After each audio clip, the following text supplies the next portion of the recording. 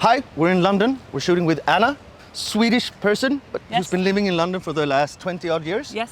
And you That's do right. a lot of really interesting stuff within communication, interpersonal communication. Yeah. You have a lovely client list, but Yes. please tell the viewers a bit more about what you exactly do. So, I am a former theatre director turned communications expert.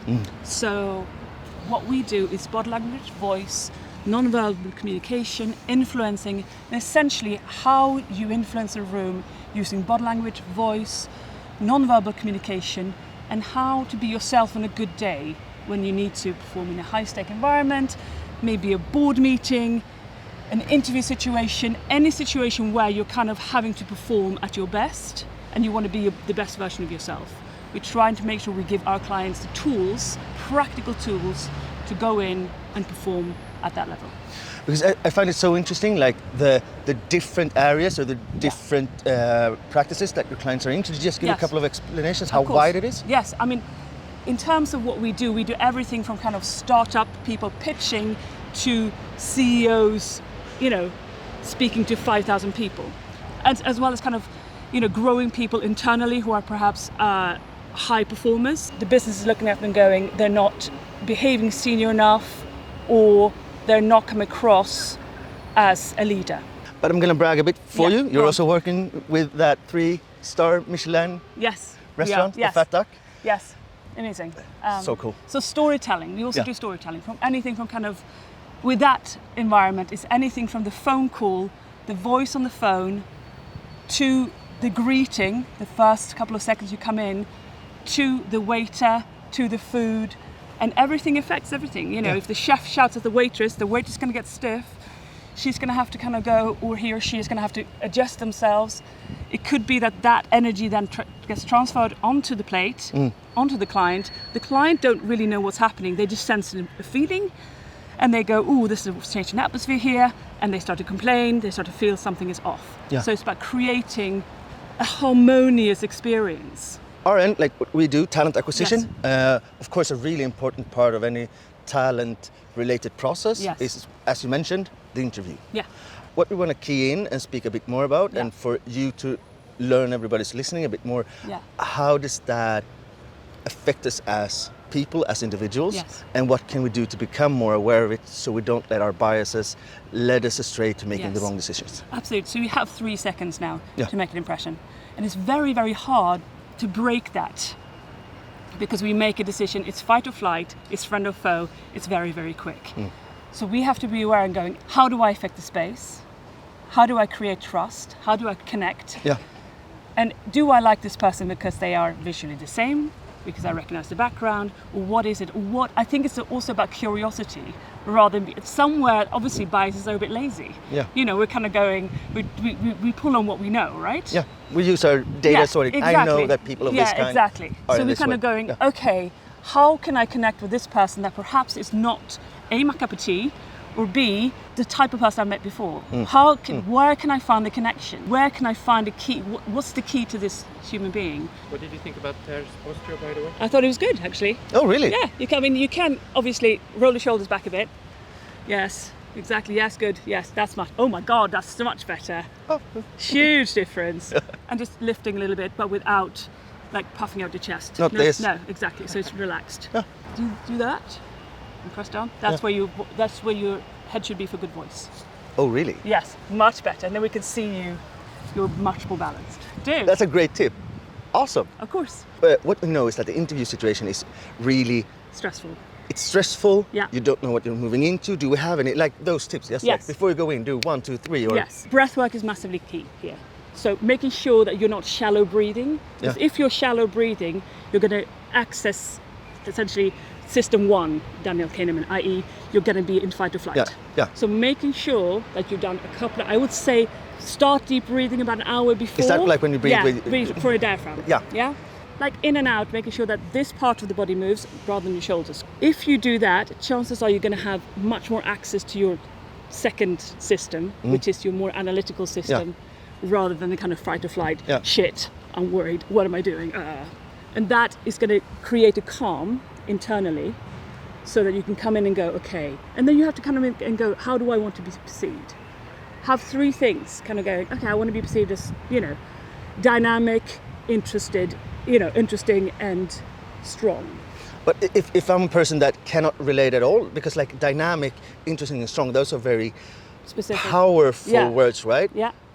But if I have no connections to them, those. Okay. is it better to go find words that might be Competent.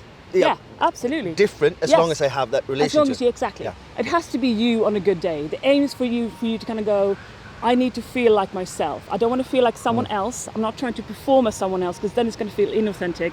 We're going to smell it a mile off and go, okay, you're just faking it. This is weird. Breath work? Breath work, have three things of how you want to be perceived. And those three things should align with you and maybe be how you feel Exactly. on a very good day. Yes.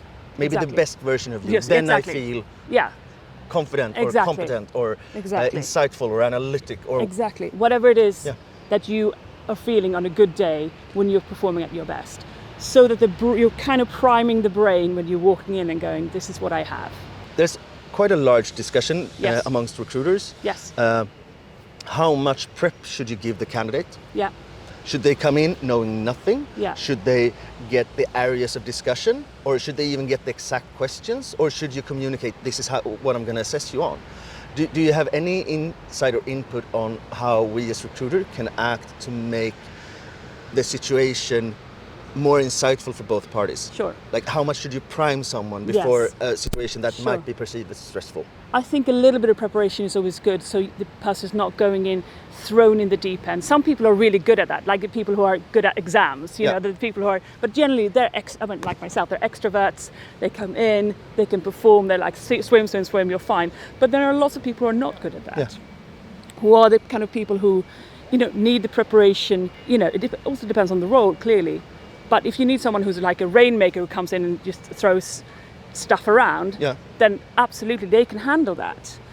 But there are people who are perhaps very analytical, who like preparation. And I think you have to go, okay, if this is a role that is super analytical, we need someone who's detail orientated, we need someone who has strong moral fiber and need a steadiness in the role.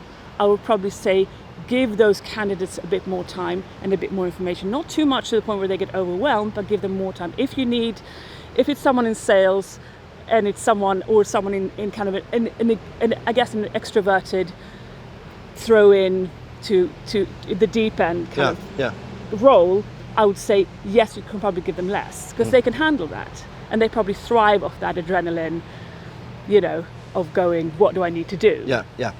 Those roles that require that specificity and that detail orientation need that in order to function well, both in interview and in the job later. Yeah, makes a lot of sense.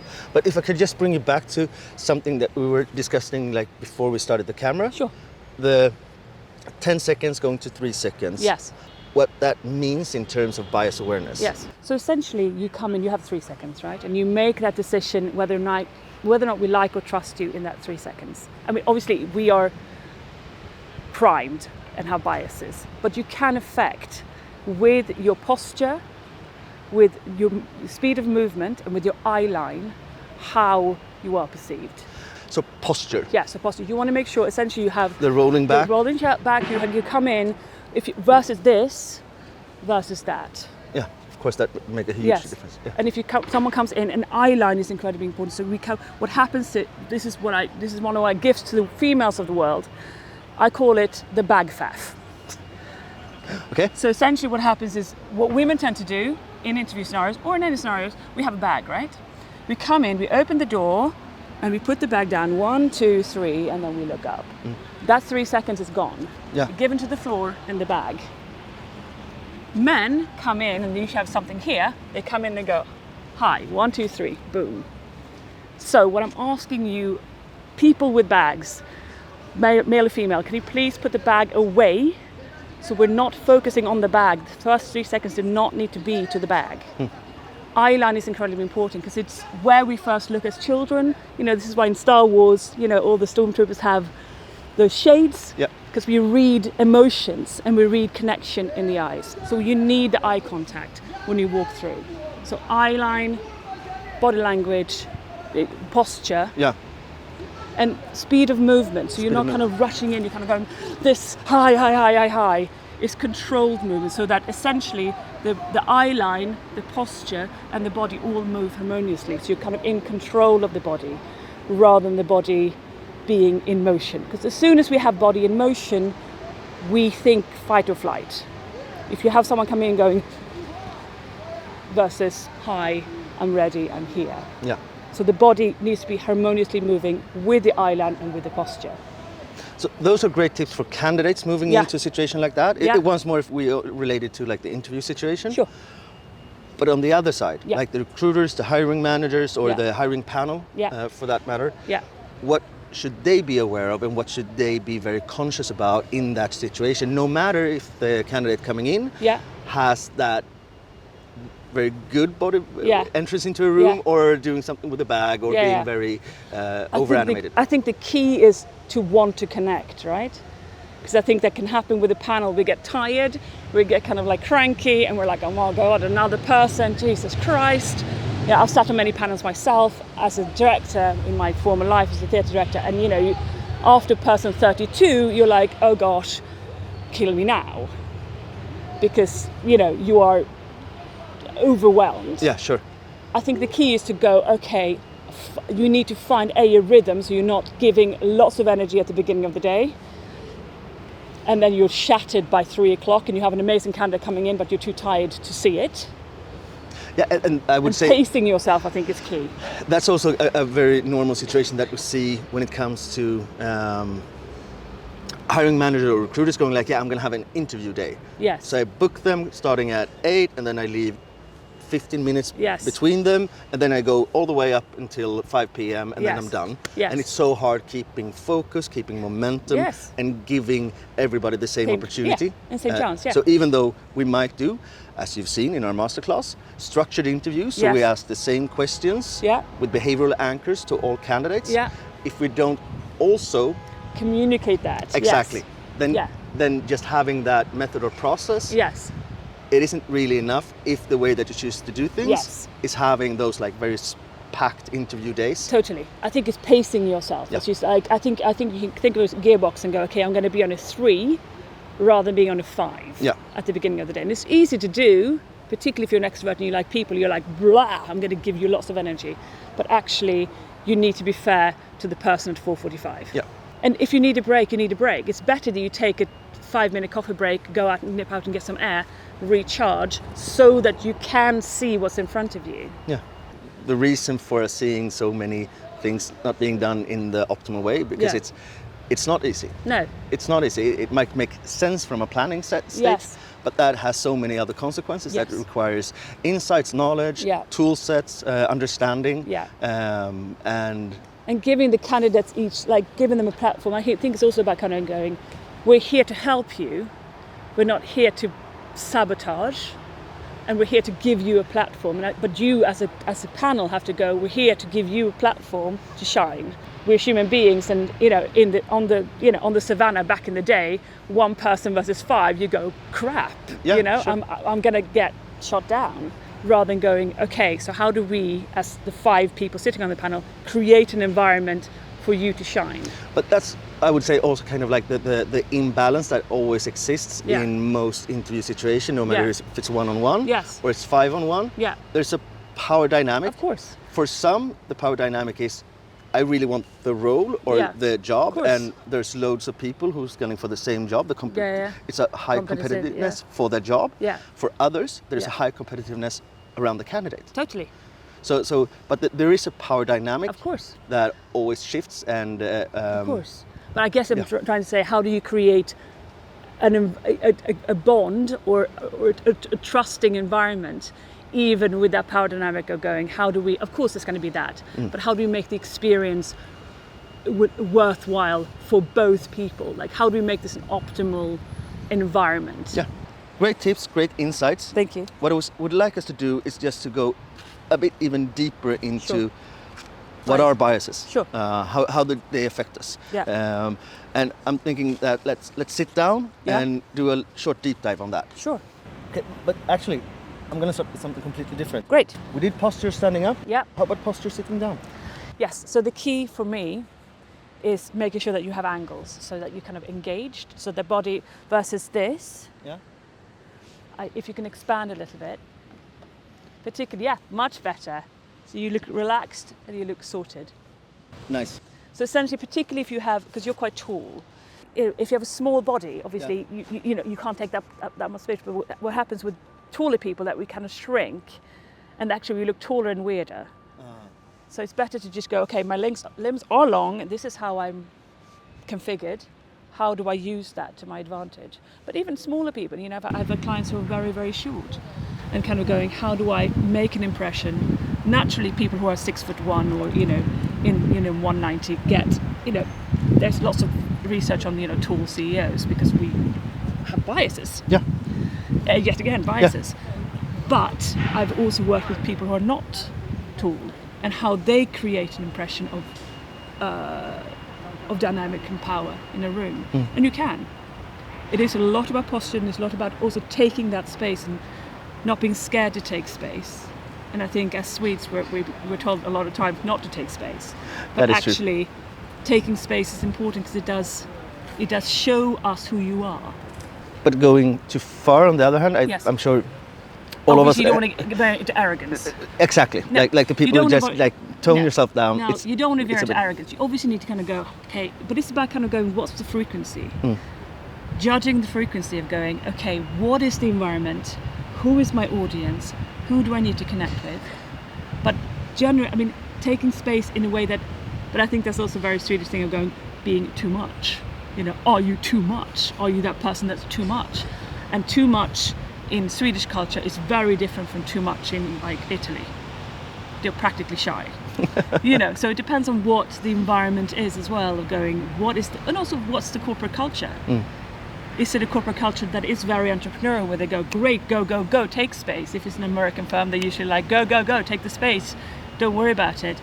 Or is it a German firm or a Swiss firm where it's all very sorted and kind of about quite a Lutheran way of doing things? Yeah, because you work a fair amount with the German Yes, market from absolutely, I do, pharmaceutical company, yeah, right? Pharmaceutical, yes, exactly.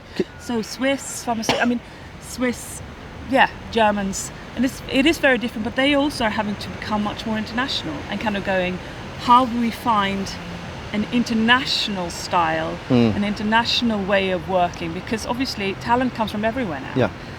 What are our values, and how do we embody those values all around the company? So they're having to shift, you know, from being this kind of monoculture where everybody walks and talks the same and are born within, you know, 5 kilometers of the area. So it's shifting. And how do you find the culture? How do you find a style that works in general? So we spoke about like the bias going into a room. How can Yeah. you affect that? Yeah. But what are biases? Well, biases are, you know, our preconceived notions of our experience, a collection of our experiences and what we have been brought up with and what we've had, you know, what's happened to us. So it's important. I mean, I'm a white female. I'm a white privileged female. I have to be aware of my biases and going, I'm being very fortunate. And I'm also, I guess, being very privileged. I think it's privilege and biases are very closely related. You know, kind of going, what is my privilege? How do I use my privilege? You know, and what are my biases? Everyone has biases, and we have to be aware of going, is this a bias because of this personality type? Is it a bias because of my own issues? Or what is it? What is it that's making me feel a little bit uncertain? Yeah, sure. The different biases that are mapped out Yes. or confirmed, I mean, I believe it's 50 or 52 of them. Yes. Everything from like confirmation bias Exactly. to the halo effect. Yes. There's so many different names Yes. of how our perceived notions influence our decision making, Yes. or the way that we read the world and Yes. we experience people. Yes. We've had a couple of really interesting examples coming up quite recently. So in our space, one truism is that salespeople are really hard to recruit. We're seeing that one of the potential reasons for that being is as a salesperson, at least traditionally, you're expected to be a couple of attributes: extrovert, Yeah. polished surface, Yeah. not seldom quite driven, Yeah.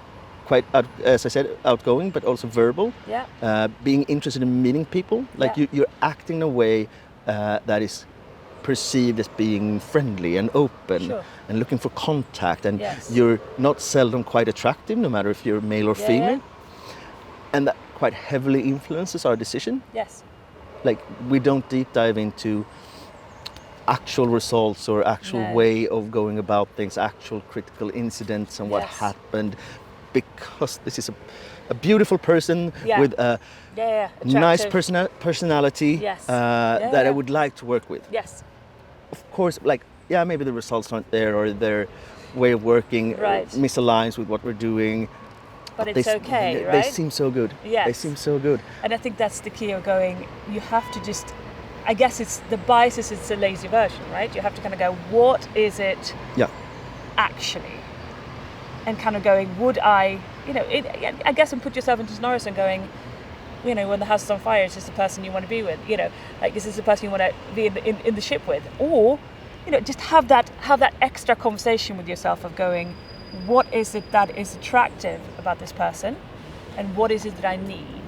Do I believe this person to be more competent Yes. just because they've studied at the school, Yes. or the same thing that I did, Yes. or worked at a specific employee That I trust or like, yeah, that absolutely. I trust or like, or has some sort of Sure. position in the market that is Yes. conceived as impressive. Sure. One of the easiest ways to get through the first stage of CV screening, Yes. it isn't school, it isn't anything like that, what you've been doing, it's ex-Google. Google has been a very impressive Yeah. No, employee. absolutely. Not all of them are as good as all of them. No, of course. But still, that's one of the easiest ways of getting through the Wow. first screening, Okay. which of course is a problem. Yes. But in the interview situation, shameless plug, you can always watch our masterclass with Alex Tidgård and Asker, going through how you actually do in the Nice. interview if you want to have a structured interview that actually lessens the impact of Yeah. unconscious biases. Great. Nice one. Yeah. But I think it's the key of going, being aware, going, do I like this person because they are, as you say, have they work in place I like or trust? Is it, is it a visual, is it an educational thing? But also kind of going, have I met this person before? And if I haven't met them, maybe this is an interesting person to get to know further. Yeah, because everything is not about confirmation bias. If No. you just look at it the other way, someone that you can feel is unattractive to yourself, Yes. or strange in some way, Yeah. like in the more negative racial bias, Yeah. Bias against females. Yeah, absolutely. So it doesn't really matter No. how competent you try to prove yourself No. and being, and how you But expand. it's also and kind of increase- diversity of thought and going. Yeah. But I think that makes a smart, good leader as well. Someone when you're putting teams together, going, okay, what do I not have myself, and what do I need?